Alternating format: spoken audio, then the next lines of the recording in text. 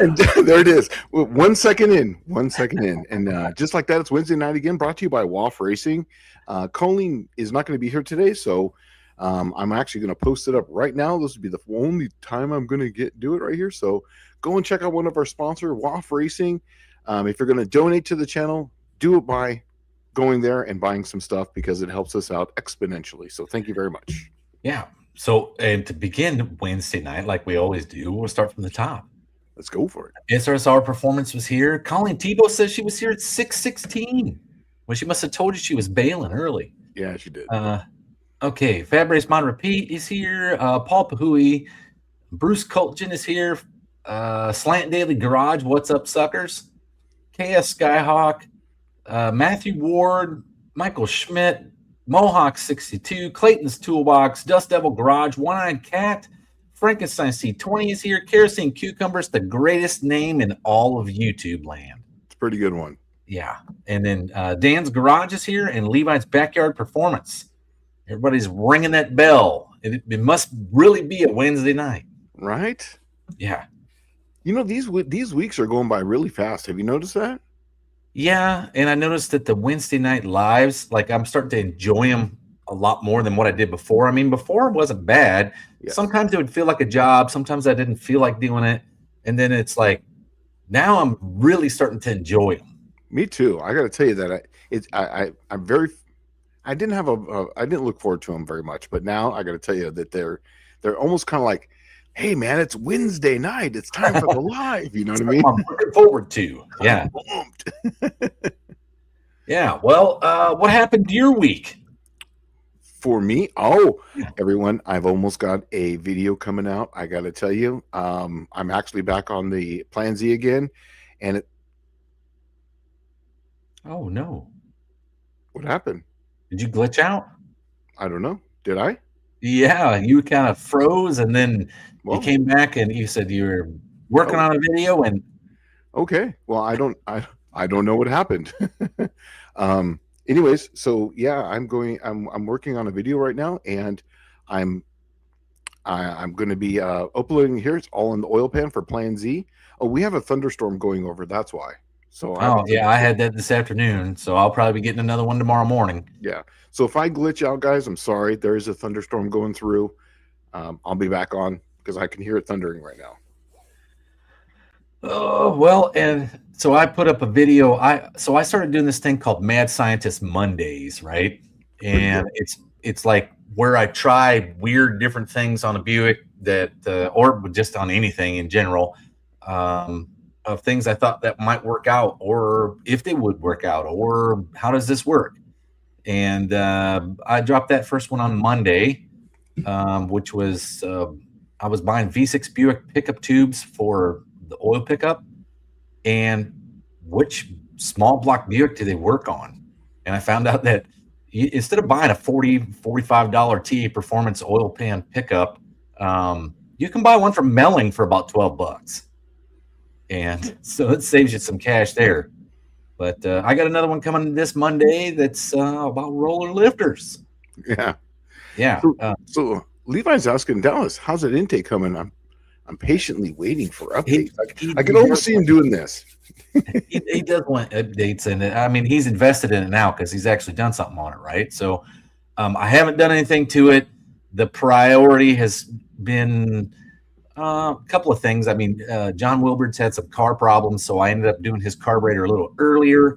I finally got everything back for Clint's Street Machines Wildcat 300, so I'm putting together his long rod 300 that's based on a 355 Wildcat 64 motor. So it's got aluminum heads and aluminum intake from the factory.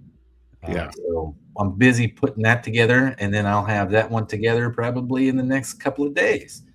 And then I can get back on that intake manifold, but I will get it welded. I have to finish welding up Valley Pan, and I don't know if I'm going to weld it or I'm just going to put a whole pan in there and then drop the intake and sandwich the Valley cover in there. I don't know yet. And then I still got to weld in a couple of little fittings so that I can get water from the intake manifold out of the heads to the thermostat housing. But I had a kind of cool idea. It's what I used before when I did the not the what if 300. What this is the what if 300. When I did that 300 called Jack the Giant Killer, I used a cleaver water neck. You know how like on a cleaver application there is no water neck because in the Cleveland block it's in the block, and on a Windsor it's on the intake manifold. So you got your own separate thermostat housing, and you run rubber hoses to it, kind of like on my T-Bird. And so I think I'm going to use one of those and modify it and fit it on that Buick and take the water crossover off the intake manifold of the 300. If I was really smart, I would figure out how to plug the heads or the intake manifold permanently and then just take it right out the front of the head and tap that. And then I don't have any water in the intake manifold. So SSR saying that we got another Triple Crown car. We are going to drive it all. Think about that. That would be awesome. They're going to have what, 3 now? Yeah, that'd be pretty crazy. Well, I'm going to be there, so I might not have a car. So if you need you need a foot, I can be a foot. Dude, well, I'll tell you what. I've slowed down on my Triple Crown because one, I'm working on all this other stuff, but two, man, is the transmission a pile of crap. It chewed up roller bearings in every gear, and so now I'm trying to scramble to find somebody. Dude, did you know that like manual transmission guys are few and far between now? Oh yeah, absolutely. That's why I rebuild my own, and I rebuild for other people, like the T5. I'm the only one that can do it in this area. Dude, I knew a guy, and he had a shop up in Illinois called 4 Speeds by Daryl. And I called and they're like, oh yeah, he's retired. I'm like, oh my God, who do you take stuff to now?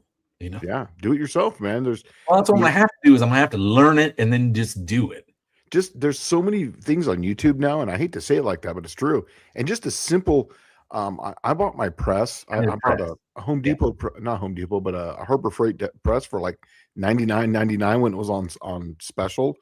And I've been able to do 8 3/4, all T5s and everything with those. And I made a couple, like little special sockets to press things on. Other than that, it's been easy.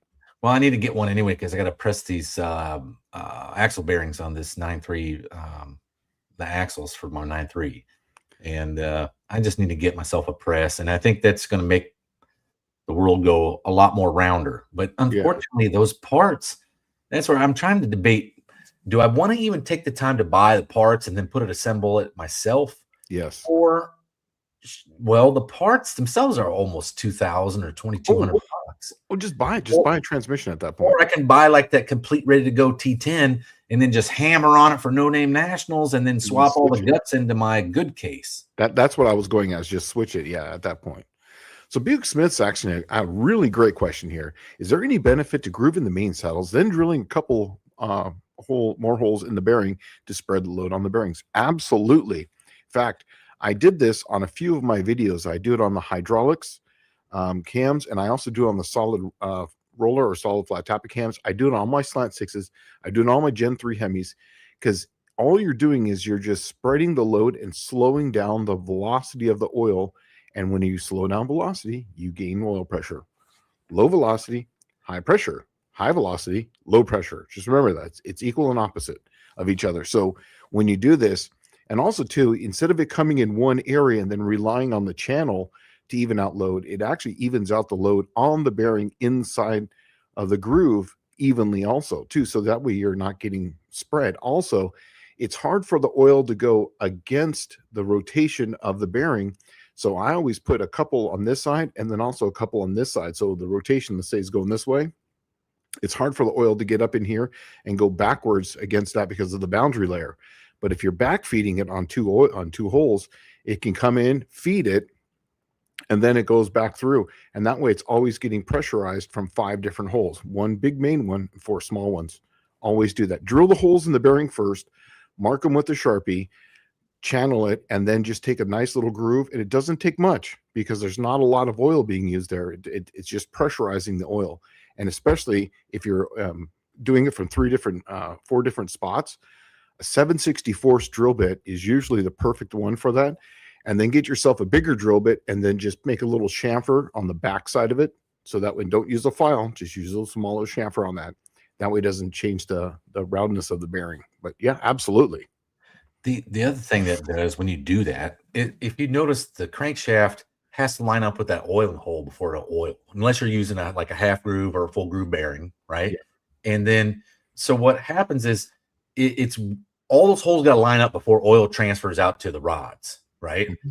And when you increase the size of that oil hole by adding 2 more holes, it changes the timing on when it applies oil. So it'll apply oil earlier, and it'll also apply oil later. Yeah. So the timing window gets significantly broader. I was wanting to try this because you and I talk about oiling mods a lot, and oiling mods is a big thing. And I'm talking like big. You can probably gain just on oiling itself. I bet, if we're not talking windage tray, because that's an oiling mod as well, but I bet you can probably do 30 horsepower on oiling mods alone. Oh, absolutely. Right? Because if someone takes my recipe engines and just throws it together, I was actually just showing this to someone, talking about this today with someone at work. You're going to make 430, 440 horsepower out of one of my recipes. The power is in the oiling system, and that's why I'm getting the 460 foot-pounds of torque. The 450 horsepower is because of the oiling mods. I'm running a stock oil pump, and I'm not just throwing that power right out the window with just turning an oil pump, putting something into bypass. Right, and that's what I'm thinking is 99% of the time your oil pump is in bypass. If you're not using the max volume of oil that the pump can provide, it's in bypass, and you're literally just wasting horsepower. Absolutely. In fact, that's a big thing, because as soon, watch your oil pressure gauge. When the oil's up to temperature and you're idling, let's say 15 or 20 pounds, right? As soon as you step on the gas, you get over 1500, the oil pressure is going to be into bypass. It literally goes right up, and that's that. It's in bypass. So on a race engine, who cares? Those things are idle at like 1500 anyways. So you're going to be up there in the oil pressure anyways. And then when you get on the throttle, it's going to be into bypass. And that's on the Cookie Monster. I don't run it over 65 pounds of oil pressure. That's it. That's all I run. Well, there's a trick I've always wanted to try. And I know that people have probably done it. I just have never done it myself. And I wanted to see. I'd like to do, like he's saying, where you actually groove the saddle on the block side. And then you just put 2 more holes feeding the main bearing around the initial hole that's already there, right? But the other thing that I wanted to do was buy 2 sets of main bearings and take both half groove tops and put them together into where it feeds all the way around. That's actually what I have on my Cookie Monster. It's exactly what I have. Yeah. And so 360 bearings, they come in half groove and full groove bearings. It's fully grooved. So people are like, well, you're gonna give up on bearing surface. I'm like, well, I don't care about bearing surface, because it's going on a hydraulic wedge, right? The more oil, the more hydraulic wedge on the oil, right? So, and then also too, now you don't have to worry about timing to the That's one I was going to get at, is that like it's continuous oiling. Exactly.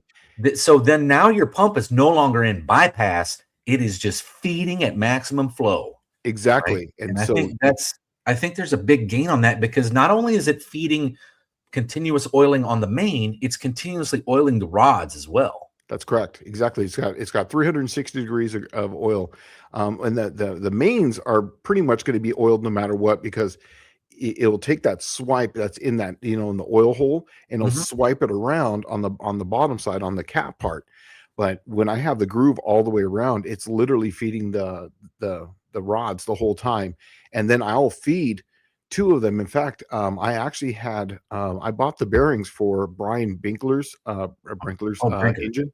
Yeah. And they're full groove bearings, and I did that on purpose. I was like, look, these are the ones you're going to use, because this is what I'm going to do. And I actually modified the bearings that go in there, and I set the bearings. I counted them, number 1, 2, 3, 4, and 5 for the top, and then depending on his crank, he can mix and match the other 5 to get his spacing correct.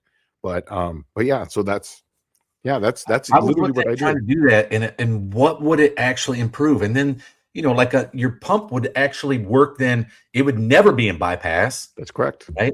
And until it gets to maximum RPM, where it's the volume of oil is supersedes what the engine's using, right? Yeah. And then go into bypass. Yeah, so mine's set up for like a 1040 right now Mhm. weight oil, and that's even at when it's hot. And when it's idling when it's the oil's super hot. Now I got concrete in my block, so my oil gets really warm, and I got a diaper on it with a.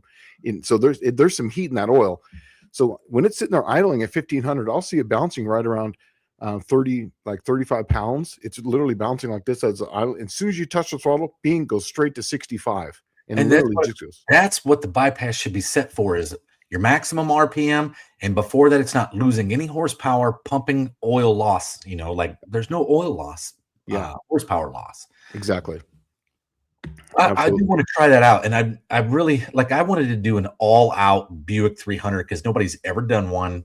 And I know it sounds dumb and a lot of people don't care and it's dumb. Why would you do 300 cubic inch engine? But I think there is a big gain to that. And I'd like to try every little trick I could possibly think of to throw at that thing. Michael Schmidt's asking, are you channeling the bearings on the backside or the bearing block?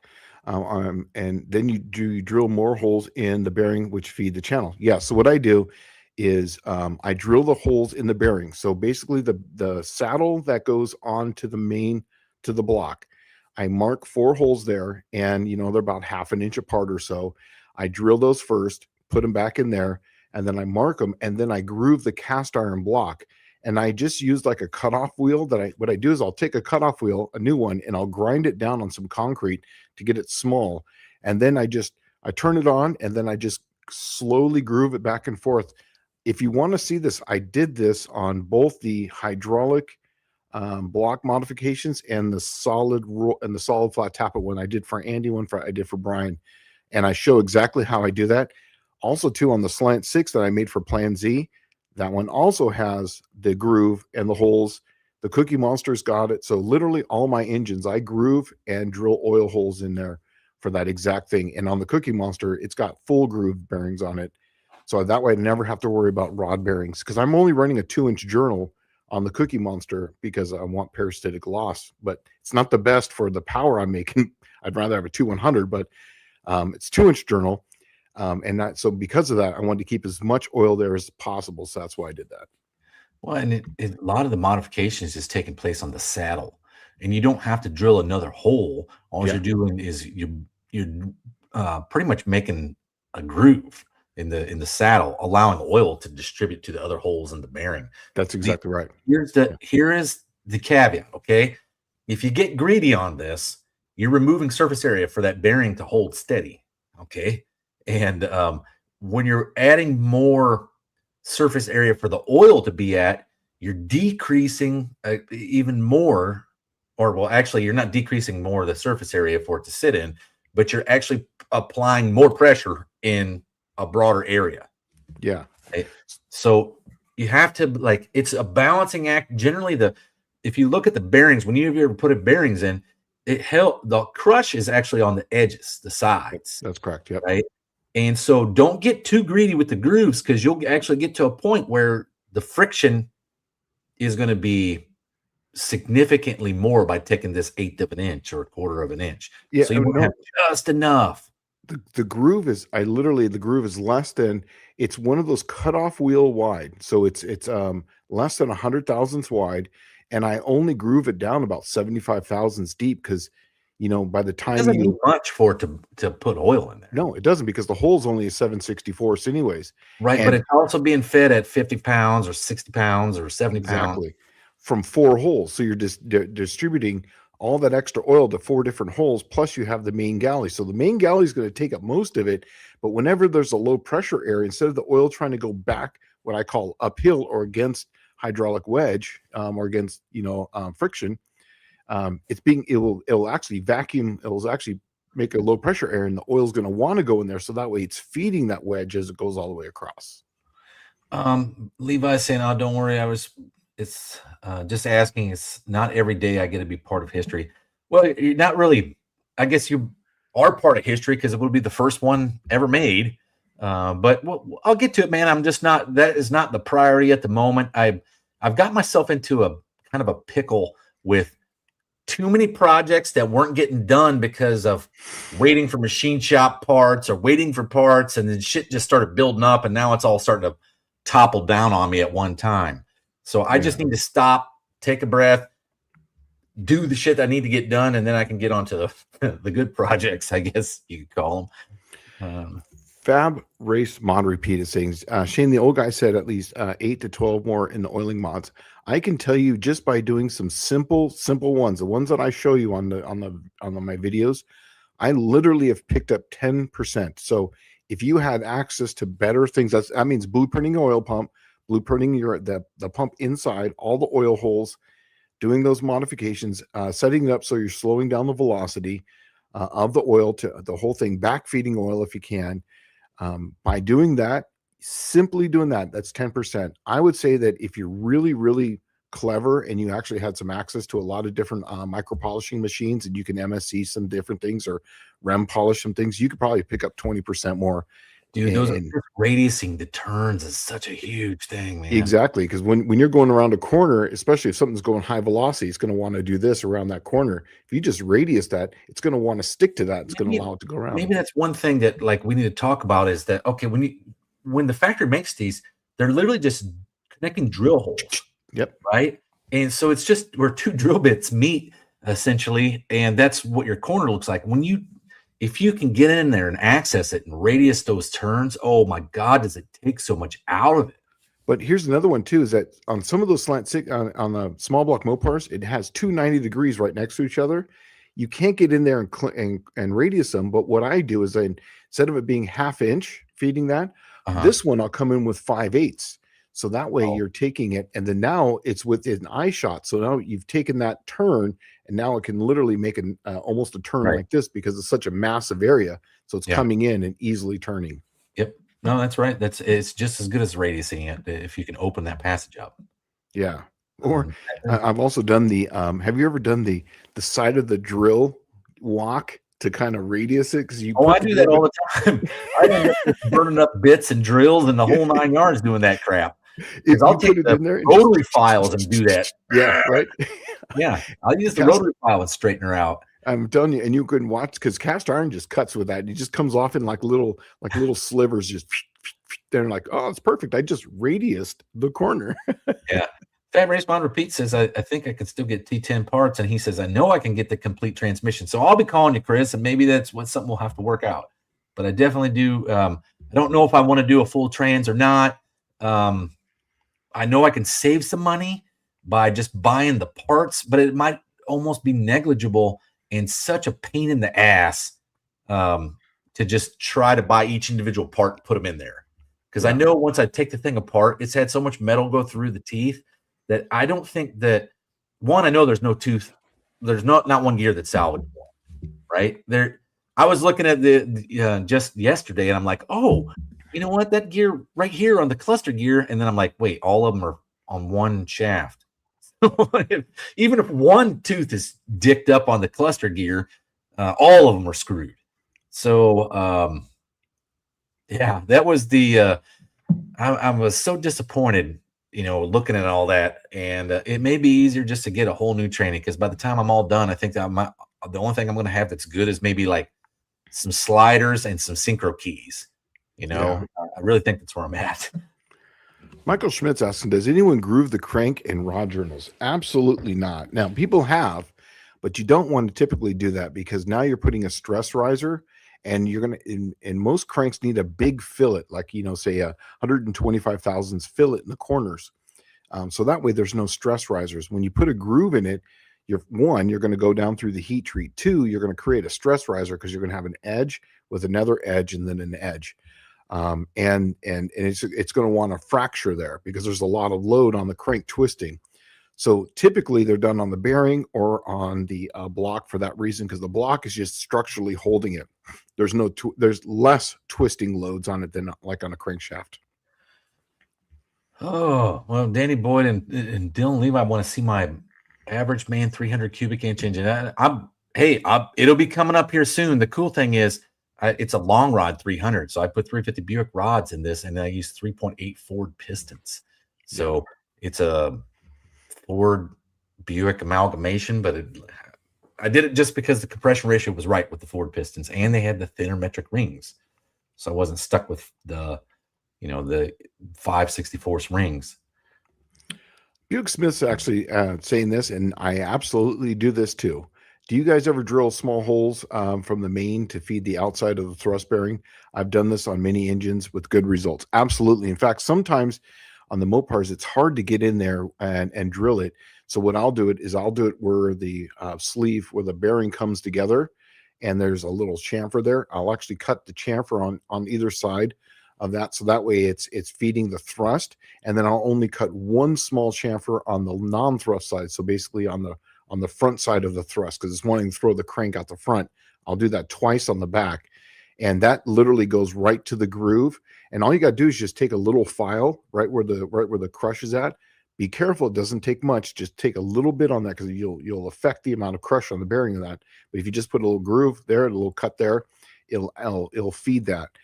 The problem that I've had with drilling into the block is that sometimes it doesn't always go, and maybe you drill too much, and you'll notice your oil pressure drop, because that's literally a hole that when the engine's running and there's not that much thrust up against it, and there's nothing holding that tight because there's 15 thousandths there, it literally will just bleed off a shit ton of oil pressure at that point, because it's not up against there. So I try not to do that personally for that reason. To be honest with you, I have never done that, because Oh. I know for a fact that engines just spew oil out of the mains, and on the thrust bearing, it's like it's got plenty of oil coming. Yeah, it's only for people like a lot of road racer guys do it, who run higher than like on my Gen 3 Hemi. I did it because it's just a little rotator that goes in, and there's really nothing there. So I drilled it. Well, that's right. They do have a weird thrust Yes, bearing setup. same with an LS. They slide in, they roll in. So I drilled it for that reason, because if you're sitting there holding the clutch in at a light, or like getting ready to, or you're like in the staging lanes or whatever, that's a lot of thrust on there, and it's a triple disc clutch, so there's a lot of force on that thing. So for that aspect, yes, I did it, but I compensated with a high volume pump for that reason. But typically, if it's a street car, I try not to do that. I do it with the bearing grooves are at. I just chamfer. There's a lot of things that people do, like TA Performance on the Buicks they used to drill a little hole in the front, and it would feed the thrust bearing on the front of the cam. And man, that's really coming right off the pump, and it's shooting straight up that block to the number one cam bearing, and it's just pouring out anyway. It's literally the first turn, right? Yeah. So it's pouring out of there. That's where I always lose most of my oil pressure, is that and around the lifters. That's why, when you did your that block mod where you hammered the tube and then had the lifters oiled by Splash, I really do want to try that with a solid roller setup. And then I don't know if Splash oil is enough to keep those lifters. Yeah, they're fine. That's actually how I do all my small block Mopars, just Splash. But I want to eliminate the lifters. I do want to eliminate all the oil leaving the lifters, and then I'm going to restrict the oil going. The Buick also has a groove cut in the journal on the cam. Oh, so it feeds to the rockers. It goes through the head, right? Oh, then you can take all the oil out of the lifters 100%. Then you'll be fine. Yeah, and but that's a oil through the head setup, What about the top of the push rod to the rocker arm? Is it a cup or is it a ball? It's a ball. It's a ball and ball. So it's a ball and ball push rod. So how does it get oil to the rocker arm up there? Is it feed up through the lifter that way, or no? It goes up through the rocker. Okay, so it's being fed that way. Well, then you should be absolutely two little grooves cut in the rocker. Okay, perfect. Yeah, because Chryslers have that too, but that's why they have a cup on the push rod. The oil comes back and it'll stay inside the cup. Okay, so Dylan Levi's saying, I'm about to button up the front suspension on the Heifer. Question, what's the best type of brake line for hard lines? Oh, and recommended flare tool. Dude, I just go down to O'Reilly's and buy the line right off the fucking shelf, man. For real. That's usually what I do. But I have been watching guys using NICOP, which I didn't know existed. Yeah, which me is too. Nickel and copper mixed I line. found that out here on this channel. I did too. Somebody was talking about, because they were talking about copper brake line. I said, you are freaking crazy. Yeah. I would never do anything like that. And then I come said to the find same out, thing. that's the thing. Yeah. And then it's a little bit more malleable than the steel. So meaning it would be easier to make a flare. But let's see, what's his name? Dalton Summit from Pole Barn Garage. He has a flaring tool that he like literally lives and dies by. And he tells you every time when he has to make a brake line. I love this thing. It's the best thing ever invented. I've never been able to use the parts store flaring tool to make a never flare, works ever, not one time. I've only they're like, oh yeah, you could do a double flare with this. I've never made a double flare with that. When I used to have the Eastwood, it was a tool that you'd put in there. Is that the one you put in the vise? Yeah, you put it in the vise, but it had a it was a hydraulic, so you had a little pump, and it had a ram on it. It would pump, then you would flip it around, and it would do the double flare. In the move, I lost it. So I don't know really? that. Yeah, I'm thinking that, you know what, I might start doing it because I never thought of this, but I think you can heat those lines up, the steel line, and it'll make the double flare easier. dude, I've tried everything. It does nothing helps. Have you? I have never been lucky. I've always split that sucker. If I get it to flare correctly, it always splits. Yeah, right. Because you're asking a lot of that little line. yeah. Right. I've tried to heat it up. I've tried everything. It just doesn't work. In fact, I that's the reason why I haven't finished the brakes on Plan Z, is because I got to get from the front to the back, and I was waiting for my subframe connectors to be put in, and then I was looking, oh, I'm going to use my double flare tool. Can't find it, so I'm just going to get hard lines, and I'm going to buy a bunch of them, and I'm going to use one, then have a connector, and then to the back, and wherever it ends up, that's where it ends up, and I'm good with that. Well, I'm the guy that like literally gets the tool out. Okay, last year my S10, it rusted out the rear brake line on the passenger side, right? So I went to the parts store. They either had one too short or one that was like a foot long, and I'm like, crap. Well, I mean, what do you do with an extra foot of line? I mean, the 2-3 inches is fine, but a foot. I know. So I took it all the way out to the end, and I curled that sucker just like it's at the master cylinder and plugged her in, right? That's exactly what I've done. Exactly. But so Racer Race says, Dylan, I use a Master Cool hydraulic flare tool. There's dies for so many types of flares, and that's good information to know. Yeah, that's it. Basically, the Eastwood, I think, is made by the Master Cool hydraulic flare tool, because that's what it is. It's you pump it. It's like a little grease gun that you pump, and it just moves that much. Then it's got this little thing that you flip around for the double flare, and you hit it, and it even tells you how far to stick it out for each one. It says stick it out to here, and you just eyeball it, clamp it down. It was super simple. I might buy another one because it makes it so easy to do. Most of the parts are on board is in the house. Says that Carb Tech question, now that Berryman's has discontinued their 0905 chem tool in the 5-gallon pail, what's the best carb solvent on the market? Please don't say ultrasonic. Oh, well, Ron, if you had been on here about an hour ago, you could have seen my new video I dropped where I put an ultrasonic, I put a Quadrajet carburetor and an ultrasonic cleaner. But what I have found out is Pine Sol uncut is the best thing in the world in the ultrasonic to cut a carburetor. It will clean that thing off like lickety split. And it doesn't.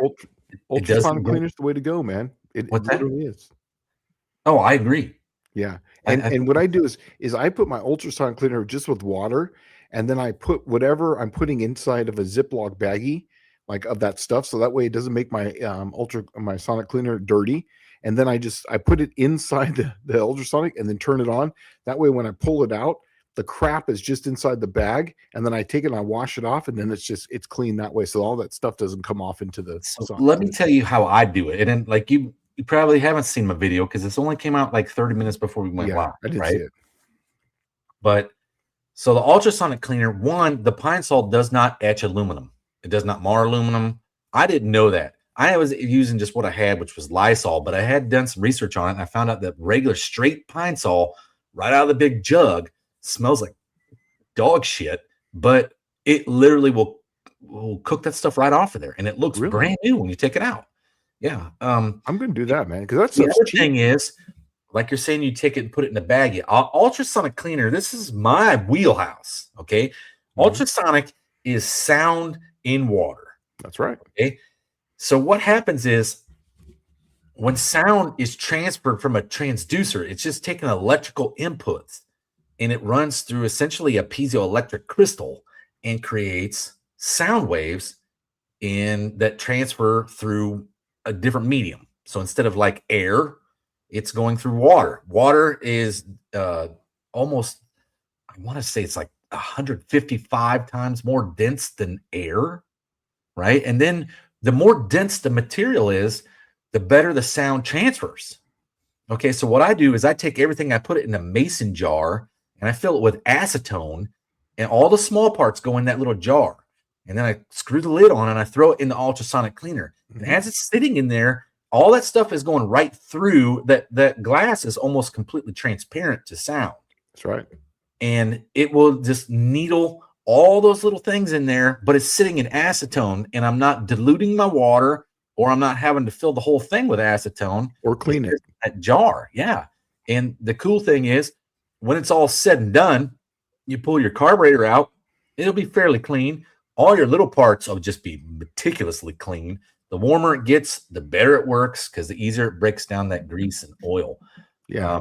But I'm telling you, ultrasonic is the way to go. If you don't have a good ultrasonic cleaner, Ron, the best thing I'm going to tell you is, like, one, go to the dishwasher, throw that sucker in the dishwasher, and then instead of putting dishwashing soap in there, because that's really harsh on aluminum, put something in there that is like a lot easier on aluminum. You could probably put Pine Sol in your dishwasher.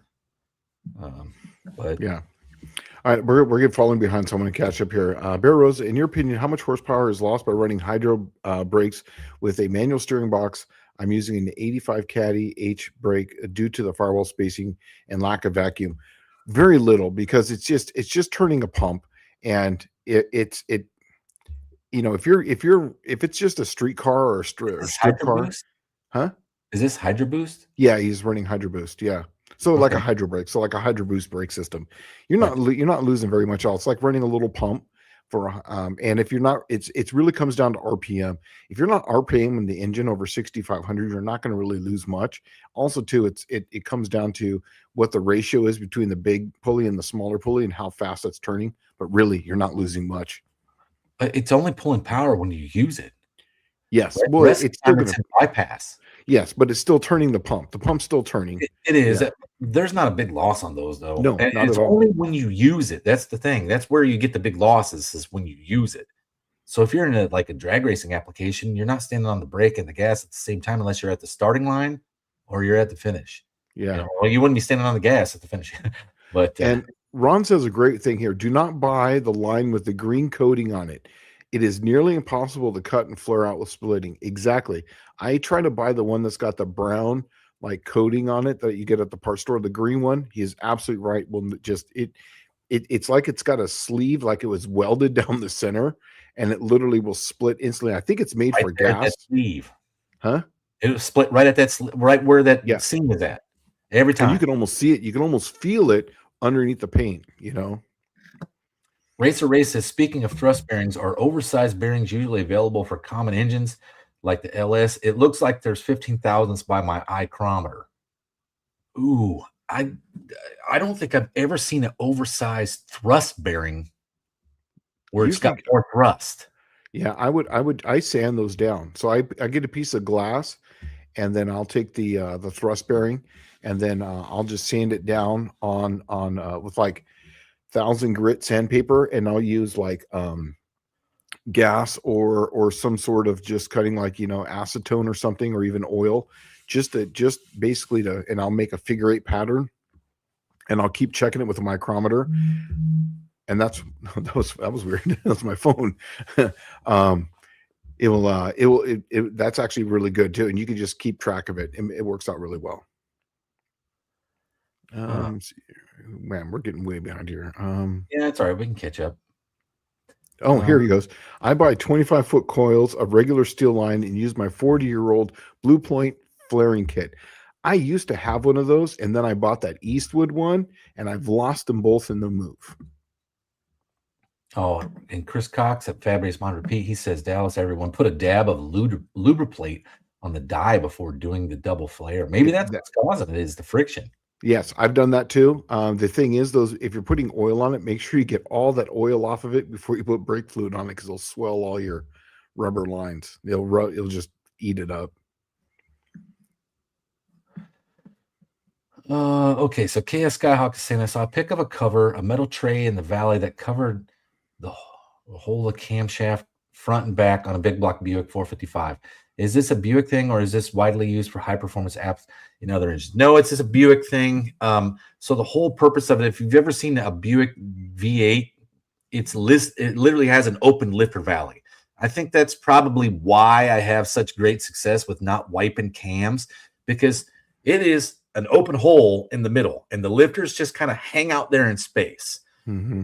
And what happens is when you get a big block Buick, or even a small block, you go to wind one up, you're going to end up running some serious spring pressures when you're running like solid rollers and very aggressive camshaft profiles. Well, though, that spring having so much stored energy, when it slams that lifter shut on a Buick, it doesn't work like everything else, because the lifter's literally hanging out in space, and they have a tendency to break the lifter bores off, and the lifters will then trash the motor, right? So the big thing is you put like this, it looks almost like a 1x1 square tube in the middle of the block, and it's got feet that are adjustable that go down on the back of those lifter bores and preload the lifter bores so it can't be snapped off by the valve slamming shut. And that's normally what happens to them, is they'll snap that lifter bore off. Ron's actually given some really good advice here. The biggest part of flaring is making sure that your cuts are clean and free of burrs. Use a really fine flat bastard file on the end of the line after you cut it. Remove all the burrs and square it up in the end. I agree with all that stuff, but here's another one too: is go get yourself a nice, good, perfectly brand new cutoff wheel. Not cut off, but like a what are those things? A pipe cutter. I'm telling you right now, you do a good. And if you turn it while you're turning it, if you tighten it while you're turning it, it will never break on you, and it literally goes right around and it cuts off clean and straight. Sometimes it's almost worth just buying a new one when you're doing brakes, so that way you never have to worry about it. But that's how I do it, and it's perfectly flat and straight. Yeah, Frankenstein C20 saying I did Lysol lavender. That's what I had. I'm like, oh, I gotta clean this carburetor, and I don't have any more LA's best, right? And I'm like, or what is it? LA's totally awesome. Yes. It is. Anyway, I'm like digging through everything in the house, and I find a brand new bottle of Lysol lavender cleaner, and I'm like, all right, works good enough. Let's just make sure it doesn't etch it up. So I put it in there at 50-50, and then threw the base plate in there, which is the one that is exposed aluminum. And if any of them's going to freaking turn gray, that's going to be it. And it freaking just cleaned it right off and was nice and shiny. Dizzy's saying that if you're nervous about flaring, use a hand torch and heat up the end, and then with a little, then flare it. Literally, I've tried that, but I must have had the wrong one, because when I did that, it made it easier to split. So just know that. So Danny Boyd says he wants to try to marinate some meat in an ultrasonic rig. That would be awesome. That would definitely tenderize it.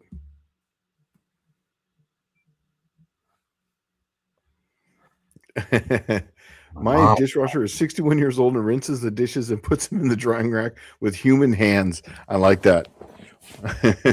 When my wife's not here, before I got the sonic cleaner, I would be like, hey, I got to clean some carburetor parts. So let's put it right in, put it down the bottom and just run it through a couple cycles. They come out and they look clean.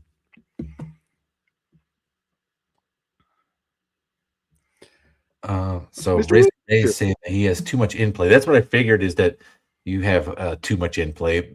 I don't know if they make a thicker bearing, or like from a thrust. And since the one slides in on the LS, I would assume you can get those in all kinds of different thicknesses. Yeah, I would think so. That's like that's the big benefit of having that slide end piece. Yeah, right? and this is not the best way to do this, but I have done this before. Is that on the main cap? I've actually sanded the main cap, and then that way you can slightly offset the thrust bearing, so that Make it way a it little can bit take. wider. So yeah, it literally it's a trick, and I learned that from some people before, and then that way you could go one way, then you can offset it the other way, so you basically get two rebuilds out of it, but it will take up slack that way. Levi's saying, Ray, how much? My stock bottom end deals always had a little on the heavy side. Look, I'm telling you, man, I always run them on the looser side for that reason. I'm trying to get oil out. Okay.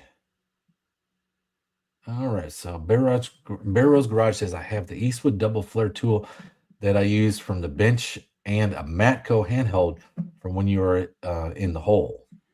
Both work great, even with the green Nikop steel line. Yes, my Eastwood double flare tool was the best tool I ever had in my life. Besides the cool tools for putting steel braided lines together, but that Eastwood was. You should really look at it. It was expensive, but man, it's literally a pump. It's a hydraulic pump right in your hand. It's awesome. Oh yeah, this is the truth. Only issue is I've been doing the flares is forgetting to put the nut on first. I have done that. Or I get this awesome flare, I get the awesome bend, and then the nuts down here, and you're like, oh, I can't make it No, around the the worst curve. one is put the nut on and you put it on backwards. I've done that too. I'm very guilty of that one. And you're Yeah. like, oh, I just made the perfect flare. You know, I'm like, I'm excited to actually see how well it seats. But, I agree with this. Fab Ray Small Repeat is saying if you're looking for atypical bearings, I look at King bearings. Absolutely. They seem to have the biggest selection of just randomness and I noticed to awesome. also make you like What you want. bearing spacers like Yeah. easily. Like you just call them and say, hey, I want a custom bearing spacer like this. And they'll make them. I've been looking at doing that. Man, I really want I really want to put a nail head crankshaft in a 455. This is the comment of the hour. Most low parts says, put your carb parts into a container full of pine saw, set that on a good speaker, set the volume at about 5, and drop the needle on any Tool album. That's Mohawk 62. I agree with you. I did that. It probably would work pretty good. It does. In fact, in here, I've got an amazing sound system that's in here. And back in California, I had zero money because I was always broke, it seemed like. And that's literally before I could afford an ultrasonic machine. I didn't use Pine Saw. I used LA Awesome or like Royal Purple or whatever. And I would do that. Simple Green, and it works amazing. Or the Humpty Dance. The Humpty Dance is a good one.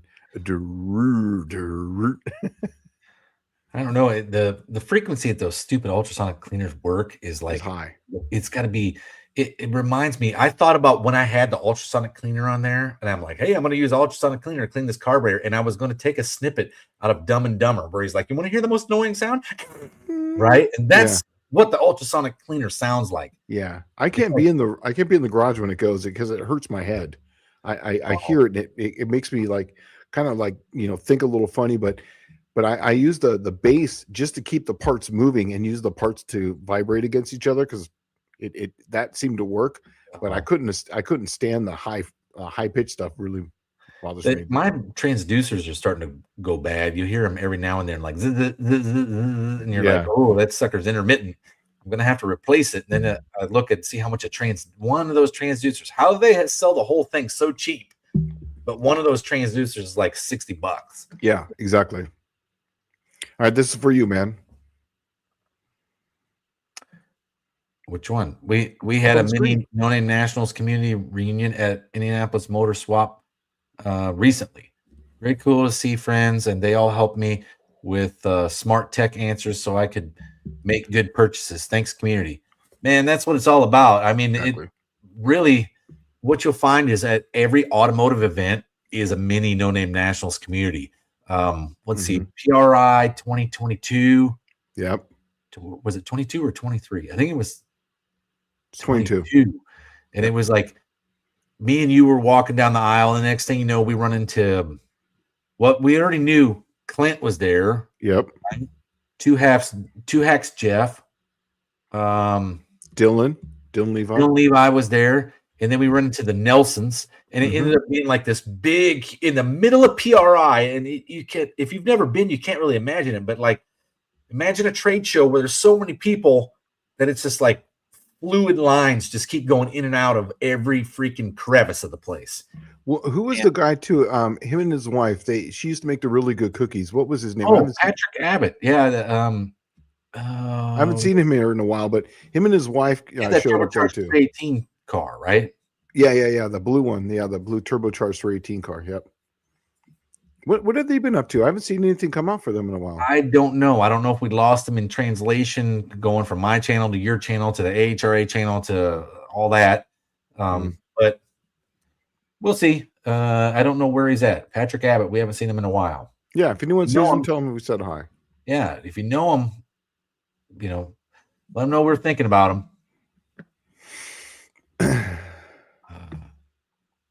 Let's see. Most of the old parts are on board. It says flare nuts don't seal on the threads. The seal is made by compressing the tube to the inverted flare in the wheel cylinder. Need more clamping force? Put a dab of lube on the back side of the flare tube. Yeah. You know, how much do custom bearing spacers go for? I think they're custom prices. Custom prices. That's exactly right. But here's the thing. When you're trying to put something in something else that never had that, you have no options. So custom price is about what you would pay. Big Smith saying, my brother had an ultrasonic cleaner with an aerospace compressor. I used a lithium cleaner. I did a 215 block and heads at once. Worked great. Sadly, the heating element is now out now. Dude, on that, just go down and get yourself any type of heating element, literally from any hardware store, and plug it in, and it will work just fine. In fact, I don't even use the heating element in mine. I go and get hot water and I pour clean hot water into it each time, right from, it's 130 degrees. I turn it on, but it's already 130 by that point. And then, so that way I'm not waiting for it to warm up from 50. Let's see. Well, and he was talking about, it's a lineum cleaner, used with lineum cleaner. I don't know what that is. I'll tell you the most interesting video I watched on YouTube this week was a dude doing zinc dichromate in his garage on carburetors. Wow. And it was like literally one of the easiest things I've ever seen, but it cost like, say, $1,000 to make the setup. But I mean, these things were looking brand new when he was taking them out. Like, he was taking quadrajets jets and dipping them in there, and he's like, here's a Holly. Let me try this. And it's like, came out looking like brand new. I was like, holy crap. Do I wish I had that? So Ron's saying that I don't have any tool albums, but I do have Frampton's Come Alive. I'm thinking the bass line from Do You Feel Like I Do should work. I agree with that. That would actually be awesome. And then Mr. Wilburn is saying this. I never thought Digital Underground's Humpty Dance would ever come up on the live stream, but thanks, Shane. It's now stuck in my head. So, and if all you have is classic rock albums, I would recommend Deep Purple and then go to Space Truckin', right? Yeah. So it's got a killer bass line on it too. Yeah, I saw at PRI, Dylan's right. I love PRI. It's my favorite time of the year. I do too. The only thing I don't like about PRI is that when I come home, that means it's time for being cold here. And I just don't like that time. And do you know that 2 years ago today, it was actually snowing on the ground and we were locked in here in March. Do you know that? I got it up on my feed. We were having snow on the ground and we had no power and everything was locked up. Oh, Bear Rose Garage says, odd thing, I can't hear our ultrasonic, but it gives me a headache as well. Also, I have to use a clicker torque wrench because I can't hear the beep. Too many years grinding and being dumb. If you've ever watched how I put an engine together, I have the dial torque wrench. Like, when I was retiring from the Navy, the last ship I was on, they were decommissioning it. And it was the last of the class.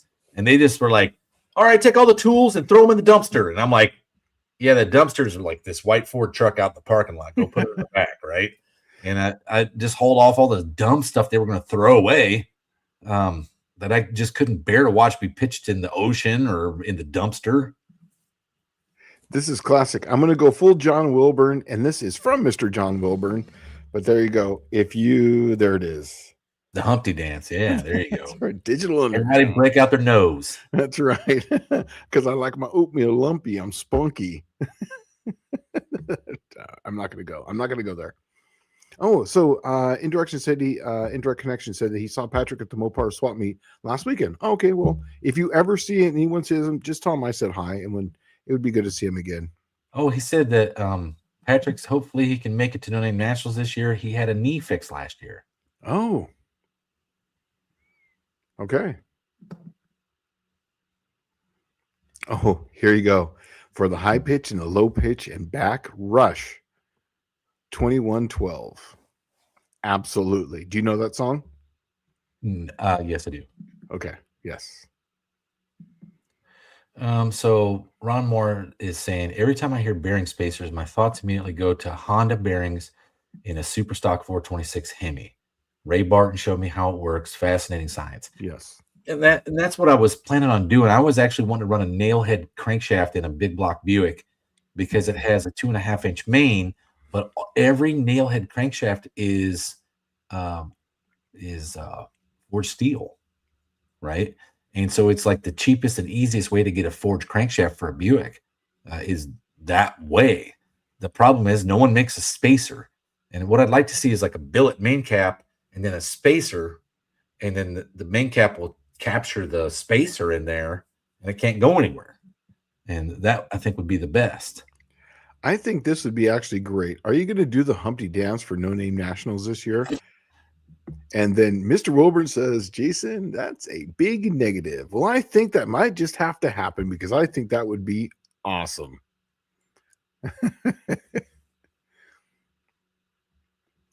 Dallas, yep, go space trucking. Space trucking is awesome. Yeah. Let's see. Lambert VR4 says AC/DC on 11 would be my go-to. Baselines. Ron Ward says baselines. We cannot talk about baselines without bringing Cake to the conversation. The Red War Pigs and I Will Survive are simply awesome. Agreed.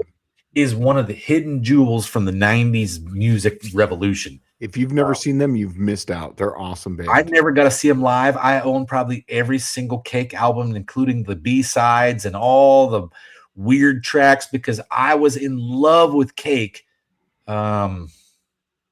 I guess probably 1999, 2000, because they literally have their own sound, right? That's what I liked about. I love watching. If I watch YouTube and I'm not in a car mood, I'll watch people's reaction videos, and a lot of it's always like these Gen Zers reacting to Gen X music. And the thing they don't realize is that was awesome about Gen X. Gen X was the undefinitive generation, right? Like not only did we grow up and we were literally feral and running the streets, 100%. But you couldn't put Gen X in a box, and that's the music is 100% like it shows that, because Gen X is the one that did rap and rock music combined. They were kept trying to put them at the time. You only had rock, and they had to come out with alternative to fit like 9 Inch Nails in there. And let's see who else was the Pixies. That all those groups right there really came out and they had their own sound. Now they did take rock and roll, and yes, they did. Some of it come from rhythm and blues, but it was its own sound. They played their own instruments. They had their own recordings. Cake was by far the best at it. Pretty good. Yeah, I mean, they would take the ska horns. They would throw it in with everything. R&B bass line from any song. Like it didn't really seem to like match up. And then when the song gets rolling, it all just somehow just jives. Yeah, I agree with you. In fact, Cake was the reason why I liked Cake so much is that I mean, for me, the very first crossover band was DRI, Dirty Rotten Imbeciles, right out of Uh-huh. Bakersfield, California. But when I saw Cake play, I liked ska. I liked this style of music. I liked this. I liked this. I liked it all. Cake was the only one that took all of it and put it into one on one stage. And literally, it was a little bit of punk. It was a little bit of rock. It was a little bit of metal. It was a little bit of ska. It was a little bit of rap in some areas. It was everything on one stage, and it was amazing. Yeah, and like okay, there's a lot of things that I like that I'm sure people here don't, but like ska, the third wave of ska, when it came out about 1991, 92, when it got to be airplayed on the radio, had already been in full swing since like 89. Okay. And what I thought was like, you can start throwing the ska in there. I love the ska because it's actually fun, happy music. You feel happy listening to it, right? And it's up tempo and it's upbeat. Yeah. Right. And the other thing that I thought was super neat was these bands would come out and they would play ska songs, but they're the first albums that were really good. If you really enjoy the third wave of ska and not like the pop punk, upbeat stuff that's fake, but like the real third wave of ska from like 89 to like 93, maybe 95, but they used to have cover albums. All the songs were covers on the entire album. Yep. Right. And like there was some of them that were better than the originals. Like you remember that song "We Were the Freshmen"? Mm-hmm. Like I think that's what it's called, by the Verve Pipe. Isn't Oh, that yeah. what it was? The Verve or the Verve Pipe? Yeah. Well, there used to be a ska band called Mustard Plug. They probably still exist, but they covered that song, and the ska cover of that song is better than the original song. Yeah. And it was funny. They were both from the same town, went to the same school. One of them made it mainstream. The other one was just lowly ska scumbags. And they covered that song and literally just blew it away. John Wilburn says, well, a Burger King bathroom isn't handy, but Possum doesn't call it the stabbing cabin for nothing. Because he once got busy in a Burger King bathroom. Remember the line in the song? No. Oh, in the Humpty Dance. There's a song. You're talking the wrong genre of music for me. Oh, well.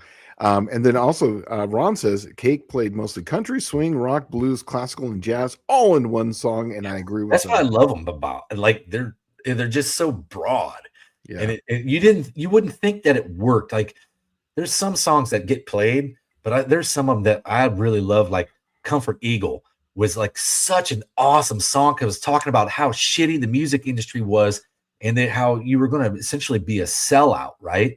And I mean, that's what it talks about is the big music industry mogul coming to their house to sign them, and he's like, and they're calling me dude, Yeah. But, Andrew saying that here, the main bearings become a bearing spacer by cutting the thrust flange off and cutting range grooves into the larger original bearing. Example, big block Chevrolet mains getting modified to install into a 348 or 409 crank. So there you go. Huh. Oh, and he's basically saying large journal bearings get modified to install into small crank bearings. I've actually seen people, they call it like bearing stacking. I've actually seen people do this. I've never done it myself. I've seen people do it, but I've never done it myself. Maybe someone else has got a different name for it. I was literally just going to have some bearing spacers made for what I was wanting to do so I could run a regular bearing in it. But I used to have a set of bearing spacers. I'm going to look for them again. They were for a 360 block, so that way you could run a 340, 318 main on it. But take advantage of the 360 bigger main, because the 318 has got a much smaller main on it. So that's one reason why I like the 360s. They had a big main on them as far as like the actual cap itself. Oh man. So Bear Rose is saying, I hear you, Dallas. I mean, one of my favorite bands from the 90s was the Butthole Surfers, and their best song was I Saw an X-Ray of a Girl Passing Gas, Gen X Unboxed. The songs were always weird, and that's where I don't know who I was telling this. So I found on YouTube, if you go in there and you type in some obscure song from the 90s that was like explicitly the 90s, like the one I did was the oh man, one of those guys called the Crash Test Dummies had a Yeah. song called Yeah. right? Okay. So I put that in one day and it came up and I played it. And what happened is the Google algorithm for your YouTube grabs the next obscure 90s song and I just start jamming down a rabbit hole. Well, one day I ended up at the Pixies, Where Is My Head? I have not heard that song since 1989. It was played on WLS radio out of Chicago on my AM radio. I forgot how old that song was, and it so fit in the mid 90s. The Pixies were so far ahead of their time. Oh yeah. They were fantastic. And In if you fact, were like, I've never heard the Pixies, Here Comes Your Man is the Pixies. yes, You that's know, right. And they were so. My head is great. And in fact, Kurt Cobain actually said that one thing he didn't want was to come off like a rip off of the Pixies because they were so big and popular. And I saw the Pixies at like a little dingy place down in when I was in SoCal. It probably held 75 people, and that's where I saw the Pixies at way back. Oh, that way was back a when. cool show. Yeah. Yeah, I like small places like that. That's how I saw Less Than Jake was in a small venue like that in Japan. I saw Less Than Jake, Suicide Machines, and this Japanese ska band called Kamiri, which was really good. I'm sorry, I actually clicked on the wrong one. It was actually Dan's Garage. Hi Shane, I was planning on a 4-weight stroker. You recommended Cam 200-227-4 plans changed, and now I'm building a 360 with flat top pistons using X-heads. Would the cam still be suitable? I don't know the specs of those off the top of my head. I apologize. I'm going to Google it slightly if I can really quick here and see what the specs are. But typically, you're going to move the RPM range up by 500 to 750. Usually, it really comes down to cylinder heads. And let's see here, dash 4. Let's see what I got here. Camshaft. Okay, let's see if what comes up here. It is, as I'm on Summit here real quick. Extreme Energy, yada, yada, yada. That is a 231, 237. That's actually going to be really boogity boogity. In fact, that's really close to one of my, on a 110. So that's really going to be close to my, one of my cams that I had for my recipe engines. A 2500 would still be suitable for that. Yeah, you would be fine because I had that same type of cam in there. I would actually run probably a dual plane at that one, the Performer RPM. It's not really going to make much over 6,500 RPM, but you're really going to move the RPM range up. So if you're not looking for something that's going to be like, say, 2,500 to 6,500, then I would do it. Mostly old parts Ron Ward. 2 down from that says early Primus would be good for ultrasonic cleaning too. I think that don't want to play My Name is Mud because it's going to bring all the dirt. Oh yeah, right? Or Tommy the Cat. You know what I mean? And Jared was a race car driver, right? Fired up, man. That whole first album was really good, man. And I think that was Sailing the Seas of Cheese. Actually, the very first album was, I think it was Primus Sucks or Suck on This, I think is what it was. I think, I'm not sure, but it was actually a live recording, and that was there, and it was called Primus Sucks, I think is what it was. And dude, it was literally so different than everybody else when they came out, and they were like, they had a sound that sucked, and it was sucked so bad it was good. And that was what was so weird about it was like, I remember I bought that album because it was like the top #1 seller on Publishers Clearing, or no, what was that? Columbia House. I lived in a small town and we did not have music, and so I would order CDs off of those things, right? And that one was highly recommended, so I bought it, and I'm like, how bad can it be? And it was like, wow, what a freaking different sound. And then the more you listen to it, the more you get into it. And then every good Primus song that comes out after that, it's like you automatically go right to that hearing the very first Primus song you ever heard. Yeah. Right. And like, I enjoyed the Winona's Got a Big Brown Beaver and shows it off to all her friends. What was the other song? What was the one where they're dressed up like the superheroes? Well, besides My Name is Mud. Super. Oh yeah, the big plastic one. Plastic looking dudes. Yes. I actually like there's Maybe your that's my song like note. I like Too Many Puppies. Oh, I love that dude. That's So that guy has never had a bass lesson in his life. yeah. He just had methamphetamines. That's all he's had. Wow, what the hell's going on there? Oh yeah. I don't know what's happening. Actually, yeah. So Andrew Nelson said many bearing spaces were made here locally. I watched the process, and yes, the old timers called it bearing stacking. Yeah, and actually, where I learned that from is I think I've said this before, but my dad, I was adopted. If you guys didn't know that, I'm adopted. My dad was an accountant, and he used to do the for Dick Landy. He was the accountant for Dick Landy because he did it for all there was local companies, and that's what he did. He knew that I was into cars, so I got to work at his shop during the summer times. So that's literally where I learned about bearing stacking was from Dick Landy, because I would watch him do that on when they would put a crank, when they would take a crank and turn it down and put it back in for different blocks and stuff like that. So yeah, because he was actually really where I learned a lot about Mopars and mostly about the big block stuff. He didn't really do much with the small blocks. I just want to try out. I want to make myself a bearing spacer for try that big block or the nailhead Buick Ford steel crankshaft. And because I don't know if I ever told you this, the big block 455 Buick, the crank is nodular iron. Yeah, right. They didn't make a steel crank for them. Yeah, you're welcome, bud. Anytime. I'm going to tell you right now. If you email me spolito@edelbrock.com, I think I have you. I think you've emailed me before.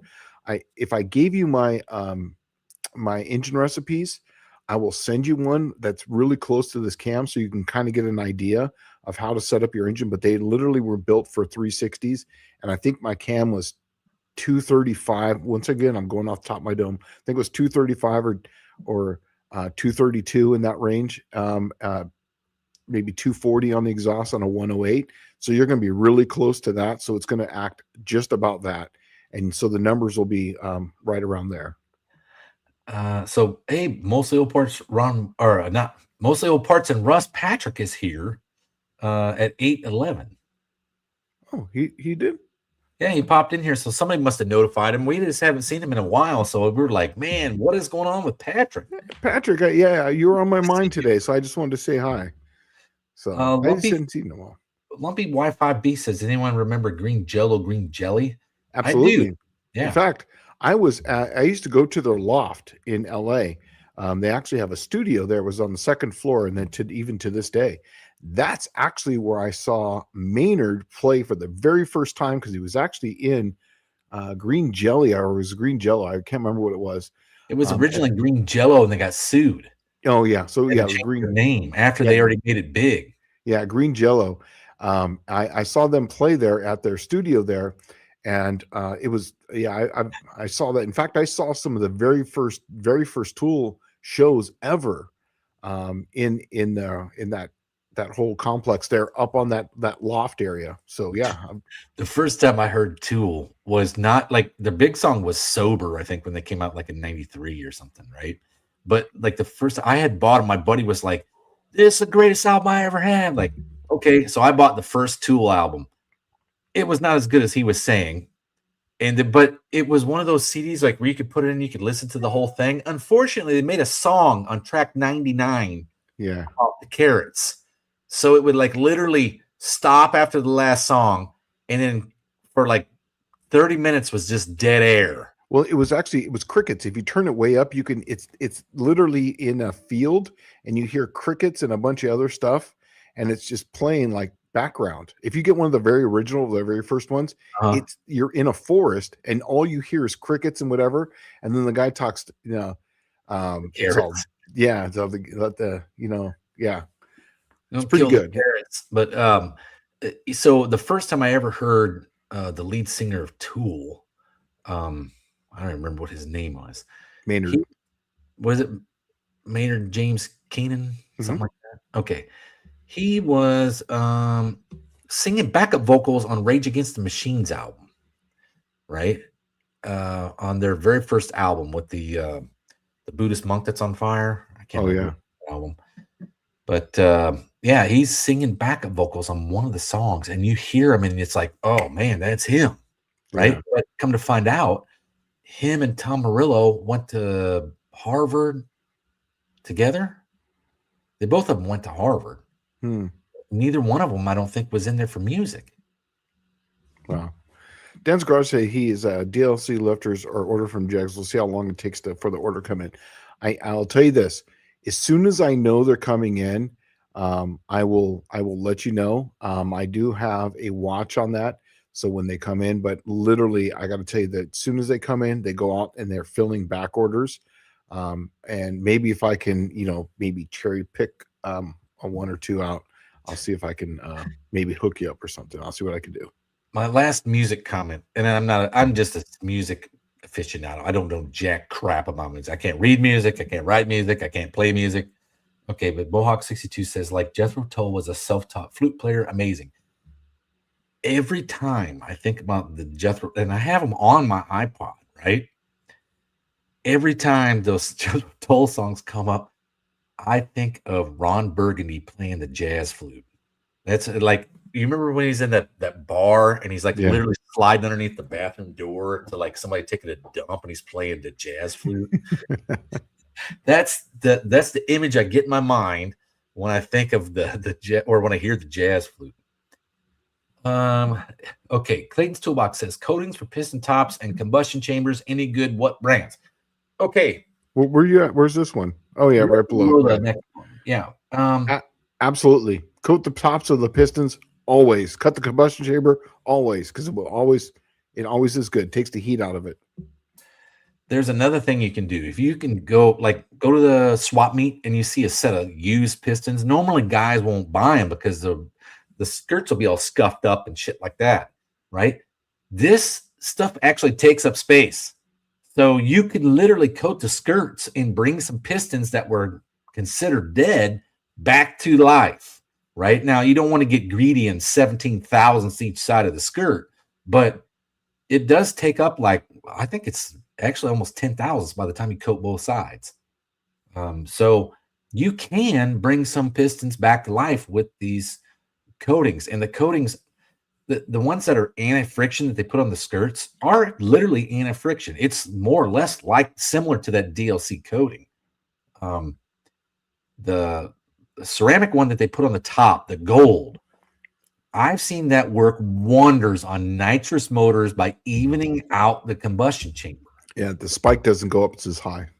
Is that what it is? Yeah, it's temperature because it's instant cylinder pressure. Yeah, you can take it from melting pistons to the same tune-up, and it all goes away. Yeah, and that's what I'm saying. Is it takes the heat out of the piston and takes the heat out of that. If you don't have any way to do this, here's another thing. Tape up. I actually learned this one from Mr. Joe Sherman himself. I actually did this to my Cookie Monster pistons at his shop. Tape them up so that way where the rings are at.